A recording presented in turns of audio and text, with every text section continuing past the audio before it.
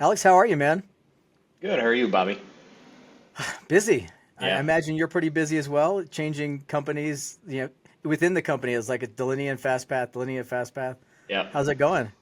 Good. Yeah. No, we're I'm back working on the Fast Path product right now. So we're a smaller team within the larger Delinea Yeah, offering, right? But yeah, they've kind of given us leeway to kind of just take it and run as far as we can. So it's been fun. cool, cool. Yeah, I think I might have saw something, but can you update me? Did Delinea acquire FastPath? Is that what happened? Okay. Delinea acquired FastPath in April of last year. It's almost a year now. Oh wow. And so, yeah, they acquired FastPath and then Optimize, which is out of Israel, at the same time. So they did two acquisitions in the last year. But you weren't with FastPath at the time. You were I was at Protiviti at the at time. Protiviti at the time. Yeah. Yeah. But then after the acquisition, Mike Cassidy and Nate Boucher actually reached out, and we were like, "Hey, are you interested in coming back?" So it all kind of worked out. Yeah, yeah. Very I'm waiting cool. for Brent and Mikhail to reach out and ask me to come back, but it hasn't happened yet. Would you though? You never You know. just want to. It's nice to be asked sometimes. It's just nice It's to be like, asked. Exactly. It's nice to have somebody yeah, ask me. exactly. It's like sometimes you don't even like want to go to the party, but you're like, well, I still want the invite The invite's though. got to show up in the mailbox every time. Yep. I don't want to be Exactly. Charlie Brown. I No. do actually. Charlie Brown's pretty sweet. I would be Charlie Brown. Yeah, I'll have to tell them that. Be like, Bobby's waiting for an invite. I think you guys You're should. not gonna And believe what then they Bobby will, said on the and you pod say, today. Yeah. yeah. Well, we have this recording, so I'm just gonna like slip this recording in their There you go. inbox and see Yep.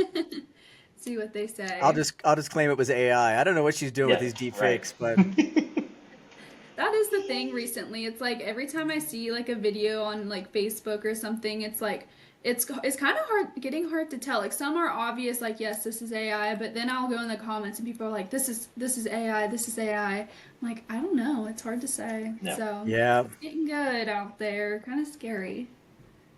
we got to stay So diligent. yes, definitely. I mean, it Well, kind of Alex, fits like with the security talk, It in does. license. We know we're talking licensing, but we know Alex's passion is security, and that's smack dab in the middle. Yeah. yeah. For sure. Yeah.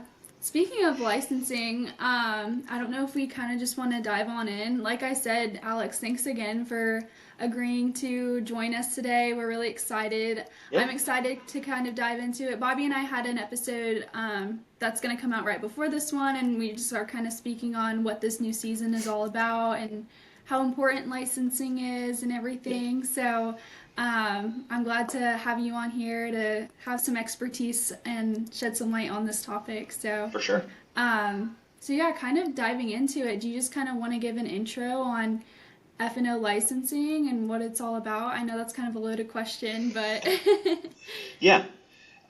Yeah. So licensing within F&O is kind of unique, not just in the dynamic space, but in the ERP space, in the sense that it's based on what you are assigned in the system, right? The access that you have, and not really on your usage, right? So in a lot of other systems, you'd go in and the usage of the system, right, would kind of drive the licenses, right? If I need to create, you know, um, 1,000 sales orders, right? That's different license than if I only need to do 10, right? Or if I need to use this new feature, right? That's going to require a new license rather than, a premium license versus a standard, right?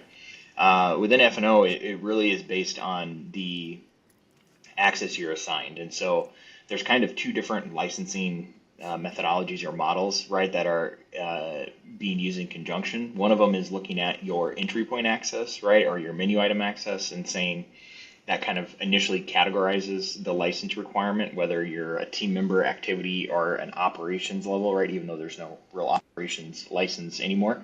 But you can consider that like your enterprise type licenses.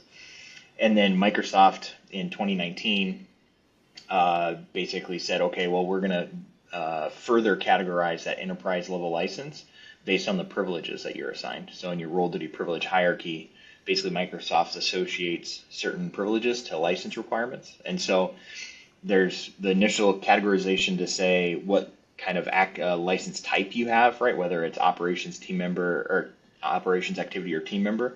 And then further, if you require an operations level license, right, what privileges are you assigned, and therefore which license SKUs do you need, right? The finance, supply chain management, commerce, right, whatever those requirements are, right? So there's really two different methodologies in play, and you have to take into account both of them, right, when you're determining your licenses. Because when you go to Microsoft for your renewals, right, they're going to say, well, here are the different licenses we have, and they're going to have it all broken out by team member activity, and then your, combination of license SKUs in that base and an attached scenario, right, that we're becoming more familiar with. Mm-hmm. Far cry from when I was first getting, like I started in AX 3.0, so licensing was pretty darn easy back then. You paid one fee for one license, and that person got to come in actually as many times as they want. I could open up 8 different versions of my local instance of Exapta, and right. it was just one license, and then you could add more licenses and blocks and those. Well, one thing then you couldn't change your licensing model. Like once I bought 100 licenses, I had to keep paying for those 100 licenses. You couldn't decrease them. But yeah, just a much different landscape now, and the way it's licensed and all the different opportunities. Yep. Yeah. No. Yeah. It's a little bit different than the old like the concurrent licenses, right, of 2009 too, right, where you paid for the max number of users that were going to be in your system at one time, right, or in the GP space, the same idea, right? So yeah, they've definitely ratcheted up or increased their visibility right into the system and made it more complex a little bit, right, to dictate what license requirements there are. It was fun times though. I mean, as an IT administrator, there would be that point where we were starting to get close to that license, like you'd say, and like if we had 100 licenses, if 101 people wanted to log on, they couldn't. So you would get during crunch times, like the end of month when sales reps were like, I got to get my orders in. All of a sudden, everybody's in the system, and you were kind of like, we would have like 200 users, but we figured, no more than like 100 in the system at a time. So you buy 100 licenses, knowing you're kind of in that zone. That's the kind of way it would work. But yeah, there were crunch times where it got a little hairy, and we'd have to say, okay, now we have to bump it, because otherwise you're looking to kick people out. Like who hasn't been active for the last 2 hours? Point. Exactly. You're gone. You're gone. You're gone. Yeah. So. Sounds intense. You mentioned the base and attach model, and is that something that's newer, or has that been in place for a little while now? So that idea started when Microsoft did the overhaul, and it was actually right before Summit in 2019. So I had to scramble and redo my sessions. Materials out the door. Yeah. Right. Exactly. So yeah, no, that idea is that you used to be able to, back when this product was called AX7, right, or when it first started being called Dynamics 365 Finance and Operations Enterprise Edition at that point in time, right, you could buy a Dynamics 365 license, which was basically the equivalent to an enterprise license in AX 2012, which gave you access to the entire application. And Microsoft changed that, right, so that you had to start buying licenses that tied to the modules or areas that you were going to start to use. And so they came up with this idea, like, obviously the scenario comes up, well, what if I have somebody that goes across finance and supply chain, right? Do I have to pay for 2 separate licenses at, at that point, $180 a month, right? Now it's $210. I was at $210 a pop, yeah. Right. So very quickly, Microsoft was like, okay, well, if you're already buying a base license, right, you can attach additional the licenses you're required to have to that for a much cheaper fee, right? So $30 a month, extra, right? If you needed finance and supply chain, you'd pay $180 at the time, or $210 now, right, for your first base license, and then $30 for each attached license above and beyond that. Sure. So kind of like oh, go ahead. No, you first. Go ahead. I was just gonna say, kind of like a buy one get one, like 50% off kind of deal, something like that. It sounds like, which is kind of cool. So it was just right, exactly. Cool. What were you gonna say, Bobby? Oh, I was just gonna say, to that point, if I'm in the system and I don't have that attached, I wouldn't be able to do things in that supply chain module. They wouldn't even appear for me as an option. Correct? So F&O is slightly unique in that sense as well, that there's nothing that is going to physically stop you from doing something, right, if you're not assigned a license. There is a little caveat with that, right? With the new like finance premium licenses, right? Those will, because they reach out, the newer like AI functionality that Microsoft is adding, or those premium features, those are reaching out into Dataverse, right? And are using, uh, external resources, right? And at that point, then the license check occurs.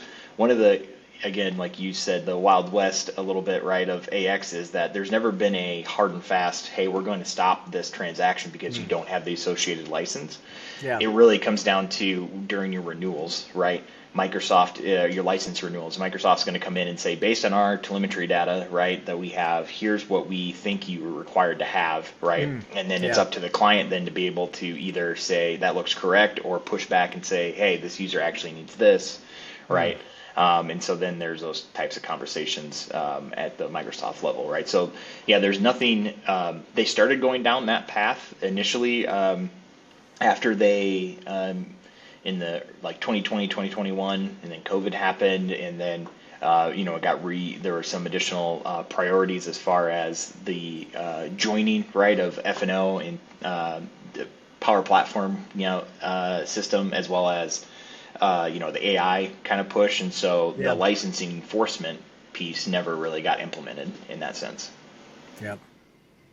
And then, so that's kind of like, I mean, I've only had to do this once in my IT career, but I did have to go through a Microsoft licensing audit one time, Yep. which is just, I mean, it's as bad as you would think. It is awful. It's like 6 months worth of work trying to get, you have to account for every server, every access, and all the different licenses. And if the previous people that were there before you didn't do a good job keeping track of all your licenses, and it was a lot of work to true that up and not get in trouble for, and just to show that, hey, we're doing the best we can at Right. the end of the day. And that's kind of what they're looking for, I think, right, Alex? It's like, Correct. hey, we're not trying to skirt the system. We're doing the best we can, man. If all of a sudden we didn't realize Alex was every day in supply chain, and now we find out, that's going to happen. There's going to be some shift there. Right. Yeah. I mean, they're never going to, at least I have not seen them, being a stickler over, one or two licenses like that, Right. right? Or that they're looking for you to, make your best effort, and especially in the F&O space, right? They definitely know that the licensing model in there is complex to begin with, and so Right. they're really just looking for, honestly, it comes down to, do you have the right number of the license SKUs, right? That's really what they're really looking for in that sense. They're trying to look for those users that don't have a license or are completely licensed incorrectly, right? You have a team member license, and you should have a full enterprise license SKU assigned to them, right? Those are the Yeah. types of scenarios. They're not gonna sit there and nitpick over those individual one-offs. So what you mentioned that just for people that might not know, because again, this is such a huge. I assume that a person like you is like, at the end of the day, you have 2 hours set aside just to get caught up on whatever licensing changes there are. Staying on, because it's just it's so complex. Like I was telling Savannah, I downloaded the most recent PDF licensing. It just came out in March, I think. Yep. It's like 70 pages. I mean, they're well organized, but just there's so much information. How does it all flow together? What is the difference between a team member and a full license? Like what would a person expect for those two things? Right. Yeah. So there's really those three different license levels that I've kind of talked about, right, are kind of like a base, or let's see if I use a different term, kind of like your, not, I want to say a guest user for the team member, right? But it's basically users that are going in and putting in time cards or approving, purchase, not even purchase recs, but like approving workflows, right? Those types of very minimal things that, you might have your shop floor workers, right? For example, potentially might need to go in and approve, something, right? You don't want to have to pay a full license for every one of them, right? Because they're only going in and doing this one. If they're like very specific scanning thing. in and out a workflow just 3 times a day, kind of a Yeah. deal, right? Yeah. So they would all get the team member license, which is, your lowest cost, right? And then the next level up would be the activity, right? Which is, again, it's still not the full user, which is really the difference between activity and a full license is really your ability or the access to go in and put transactions in, right? So if there's, if you're above a team member, right, you're still in the system. but you're not, and actually putting in those transactions or going in and actually having accepting money or sending money out of the system, right? Then you be that activity level, and then obviously your full level, right? Then would be those users that are actually, moving finances around either within, accepting money, sending money, or, doing those other types of, core business functionality, I would Creating say. sales orders, creating Yeah. production orders, actually Yep. that higher level. Okay. Correct. Yep. Gotcha. You kind of briefly mentioned like the pricing for each of those user roles. I don't know if you Yep. could like dive into that a little bit more and also maybe talk about how to like optimize the licensing costs that are being incurred there, if there's Yeah. any like tips and tricks. So, uh, I will give what I believe is the book price, quote unquote, right? That Microsoft will tell you. I will say, being a part of a lot of these conversations with some of our clients, right? This may not be the price that you end up paying at the very end of the day, right? Between, um, for each of these licenses, right? Microsoft, especially, at the end of their fiscal year, right, will give all sorts of good deals. So if your renewal comes up before then, right, potentially you might be able to get a little bit better on that. But your team member is, I believe the last time I checked was $8, right, a user. And then it goes up to activity, which is 110. And then Bobby and I were kind of talking about there was a recent update last October where Microsoft actually increased the price of the base license or the license SKU from $180 a month to $210, right? So they bumped it up $30 on that front. So again, those are the like sticker price that you would see, just generically. You may be able to get, if you're bundling other deal or other Microsoft, resources and things like that, right? You potentially, I've seen, other customers, get, different pricing based on that. But that's the sticker price as far as I know, until Microsoft changes it again. But Yeah. And those attached prices are lower too. It's like your base price is 210, but your attached yep. price was like 30 or 40 bucks, 30, something like that. yeah, Yeah. $30. Yep. So if you have, again, if you require that finance or supply chain, right, it's going to be 210 plus the 30 for the attach, right? Yeah. So, and you would, depending, it'd be $30 for each attach. So if you needed project operations or, another license SKU, right, from F&O, right, then you would, that would be the price for each of those additional attached licenses.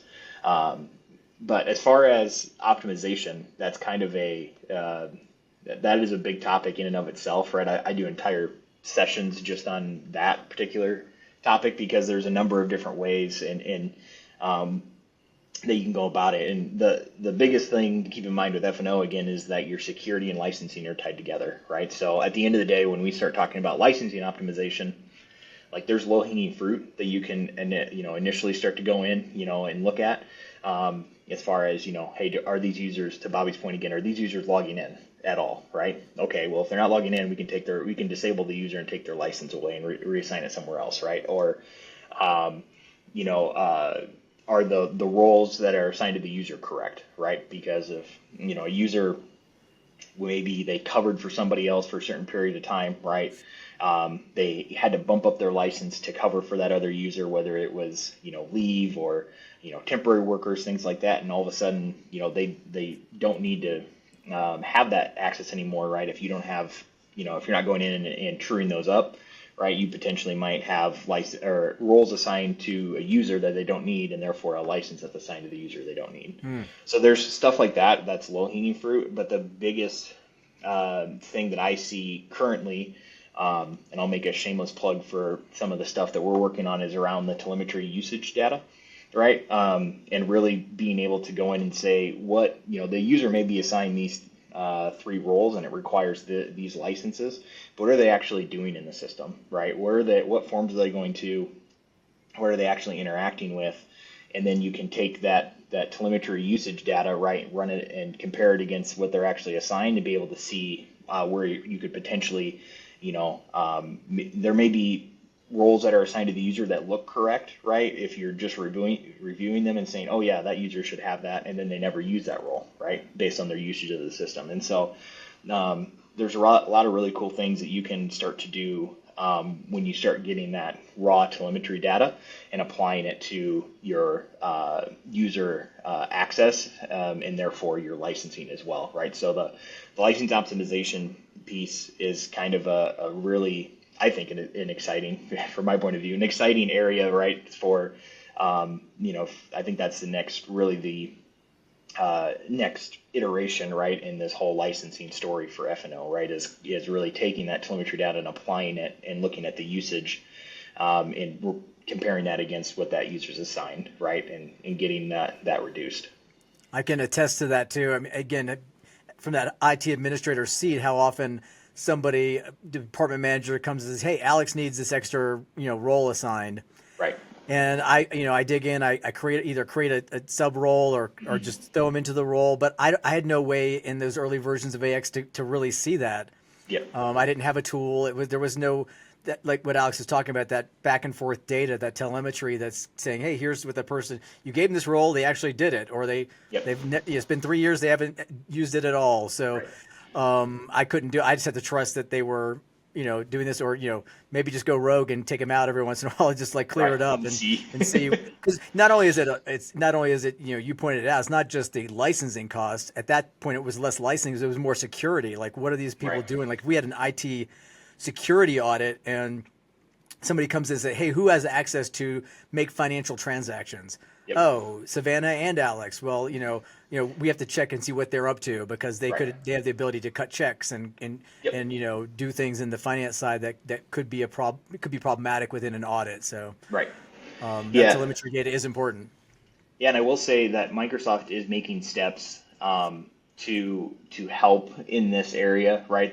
There isn't anything from the telemetry side that Microsoft is adding natively, but they did do an IP purchase last year, right? They actually presented the Executive Automats solution, right, that Microsoft acquired, and they're adding in that security governance type area, which there is some overlap with some of the stuff that FastPath and Delinea does, to help with the licensing side. So I will say that, I think, there's a couple blogs. I'm going to write one as well, right, as far as here's the overview of kind of what Microsoft is adding, to help in that space. But, at the end of the day, I think the biggest area that you're going to see, in my opinion, the, potential for, getting a much better security and license audit is with the telemetry data being added, because that's really going to show you exactly what that user is doing and being able to make intelligent business decisions around whether or not users should be assigned things and things like that. And quick and easy. I mean, there's reporting too. There's reports you can pull out of the system natively, right? That'll show you where users are accessing, what their access levels are. Yep. But it would be disparate. It wouldn't be as simple as, so it's not, so people are going to do it because it's too hard. So you're like, I could pull these 8 reports and try to pull them together and do something, but it's just, it's never going to happen. At the end of the day, you're just going to let it lie and deal with it at some point way down the line. Right. Yeah, that's tomorrow Bobby's problem, right? It just keeps getting pushed to tomorrow until that bill comes due, and you're like, crap. Okay, I should have got that telemetry tool. So. And I know that's a long-winded way of answering, but the license optimization piece and security optimization question along with that, right, is one that it is one that I think is very interesting, and you can go very deep in, right, as far as what options you have there, whether you're trying to do it manual, you want to use the native solutions, if there's other tools, right, available, right, so there's all sorts of things that you can do there. For sure, it sounds like it. I know for myself, I think I've learned a new word today. I don't think I've ever heard of telemetry data before, so that's very cool. Yeah, it's a fun word, and once you know it, you'll see it like in so many places, like hospitals are another big. If you spend any time, it's like you hear the telemetry data they're getting back and forth from patient to desk and doctor. Mm-hmm. Yeah, I'll have to keep an eye out now. Now I'm going to be like, hey, I know that word. telemetry. I'm so much smarter. So, that's very cool. And you one of my questions too, I think you kind of answered as well with the telemetry data was best practices for auditing and adjusting licenses and things like that, which I think you said go kind of hand in hand. I don't know if you have any additional things to say around that subject, though. Yeah, no, like I said, I think there's kind of, you always want to, when you start looking at, license optimization, security, anything that you're optimizing, right, you always want to try and break them into different buckets of like how easy they are to do versus how much you're going to get in return, right? So you kind of take what's called like a risk-based approach to your reviews, right? And so there's things that you can easily do, right? The who hasn't logged in is a very easy one, right, to do, that you can kind of go through and say, okay, well, these users are enabled, they have licenses assigned to them, but they're not logging in. All right, that's an easy one that we can do, and you remove the risk and remove the license from those users. And then you kind of work your way into the more, as you work down the list, right, you start to get more and more complicated and a larger level of effort, right? But your return, right, or the gain that you could get from that, especially when you're talking about licensing, because that comes strictly down to dollars and cents, right? Is that's one way that I have found, right? If you're having this conversation in your organization and you're like, hey, we need to do this, and you're getting pushback, right? The second you start saying that you can save companies, money on their licensing with Microsoft, all of a sudden the CFO's ears perk up, right? You start getting finance perked up, all right, all of a sudden. And so, the second you can put that into, dollars and cents, the easier that those types of conversations are having. So that's one of the things that we recommend, like when we talk about best practice, right? And trying to, implement like a security framework organization wide. A lot of the times, like Bobby said, you'll get pushback because, oh, this is hard, or licensing, right? Oh, this is hard. I don't want to deal with it. I have 10 other things on my plate at least right now, right? But the second you can start to put that in actual monetary value, right, all of a sudden it'll start getting bumped up the list as far as, prioritization for sure. Because those costs were monthly, by the way, $210 Yeah, per month per user. yeah, right, 110, yeah, $30. Everything's per month. It's not a one-time, right, handed over fee. It's compiling and compiling and compiling. yeah. Yeah, so you can very quickly, start to get into 6, 7 figure, yearly savings Yeah. pretty quickly if you start to implement some of, even if you don't have a tool and you're just going to start doing best practice approach on some of this, right, to help with it. So it's definitely a worthwhile investment for any large organization that's running F&O to, have some periodic review of their licenses and Yeah. making sure that they're right sized. Yeah, definitely. Like you said, people definitely speak to saving money, so that Right. will definitely catch people's attention. I know in our last episode we had a lot of the cha-ching sound effects added in, so maybe I should just add some in here for That's fun going to be a too. theme Yeah, on this right. Yeah, particular licensing is going to have cha-ching all around it because it definitely is one of those exactly. cha-ching topics. Yes, yeah, we're all about saving the money and helping people out for And sure. these So, organizations are huge. I mean, we're not talking about, if you got a organization with hundreds, thousands of users, Right. that's where it gets exponential. So it's not like, Yeah. when you think about it, it's just the exponentiality of the number of users you have and where that savings can compound is it can be pretty, like you said, 6, 7 figures. It's crazy Right. the amount that yeah. you find you're just wasting. So Yeah, it's it's just not kind of pocket sucked up there. change by any Yeah, means, it's right? not Especially pocket. with larger orgs for sure. Yeah. Yeah, definitely. Well, cool. I think we've hit on a lot of the points that were planned for today. I don't know if Cool. you have any other additional things that you want to touch on or any last pieces of advice or pieces of knowledge or anything like that. No, Maybe the just only thing I will say is, and I obviously write about security and licensing quite a bit. But for anybody that is trying to jump into this and feels overwhelmed, like there are free resources for you to, um, be a part of. The Doug forums, right, are a great place for this as well. And there are conferences where I'm going to be presenting right at DynamicsCon coming up as well, right? So don't feel like you're on an island. Make sure that you're trying to at least, if you have questions, there are other people that obviously have these same questions. Make sure you're trying to find that community out there wherever that is. And if you're able to, go to these larger events, there's a lot of really, really smart people delivering content. So I never want anybody to feel like they're on an island by themselves trying to figure out F&O from top to bottom, because that is overwhelming. It's like Yeah. trying to boil the ocean. So there are resources out there for you available. So, feel free to reach out or and find those, or feel free to reach out to the individuals that have written those. I will almost bet that they'll be more than willing to help you out as well. So that would be my last piece of advice.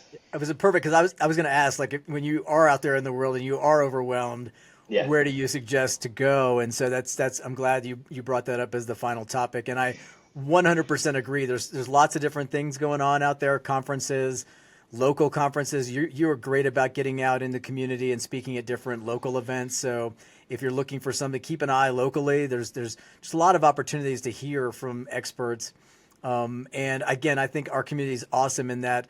I'm guessing if you're out there and you find Alex on LinkedIn and you send him a message and you're connected and you say, I had a quick question, that he's not going to tell you to buzz off, that he's a 99.9% of our community is going to step up and give you an answer and help you out.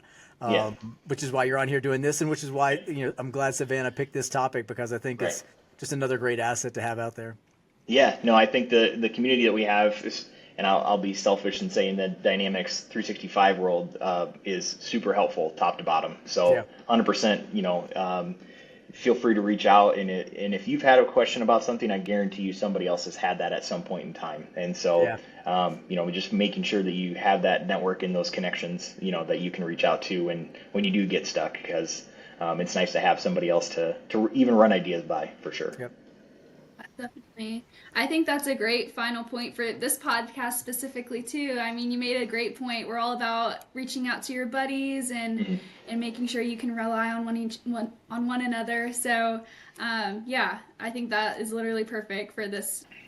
Well, cool, Alex. Thanks again for joining us. Like I said, we really appreciate it. And I mean, you've taught me a lot today, so it's been really great getting to learn from you and chat with you and meeting you as well. I don't think I've ever crossed paths before, so this has been great. Great chatting with you guys. Yep. Thanks again, Alex. Really appreciate it, man. Good to see you. See you around the bend here soon. Yeah, right. Sounds good, Bobby. We'll see you guys later.